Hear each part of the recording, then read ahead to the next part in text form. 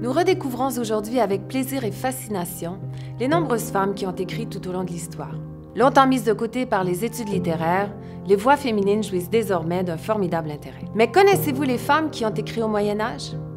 Connaissez-vous les œuvres des poétesses de la Renaissance et les pièces de théâtre des contemporaines de Louis XIV? Connaissez-vous la plus grande romancière à succès du 18e siècle? Et si vous connaissez le nom de George Sand, avez-vous déjà lu l'un des textes de cette grande femme de lettres? Le cours Histoire de la littérature des femmes est un cours d'introduction à la lecture et à l'analyse littéraire qui a pour originalité de reposer entièrement sur l'étude d'œuvres de femmes du passé. À partir de textes de Christine de Pisan, de Louise Labbé, de Madame de Villedieu, de Françoise de Graffigny et de George Sand, nous y parcourons les époques du Moyen Âge jusqu'à la deuxième moitié du 19e siècle, en passant par la Renaissance et l'Ancien Régime. Pour des raisons historiques, notre parcours repose majoritairement sur des œuvres françaises. Mais nous jetons tout de même un coup d'œil à la manière dont s'est développée la littérature de ce côté-ci de l'Atlantique.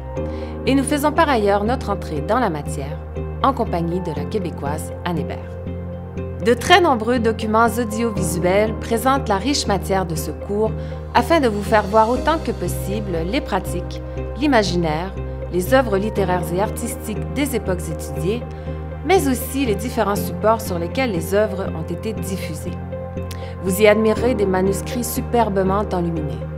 Vous verrez à quoi pouvait ressembler un périodique littéraire au XVIIe siècle, un journal et des caricatures au XIXe siècle.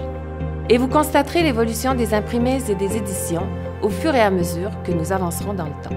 L'histoire de la littérature n'est pas un grand monument fixe, mais une vaste mémoire qui se module au fil du temps et à l'aune des interrogations qui traversent le présent. J'espère avoir l'occasion de vous accueillir dans ce cours où nous plongeons dans ce demi-millénaire de notre passé littéraire en compagnie de ces femmes de lettres.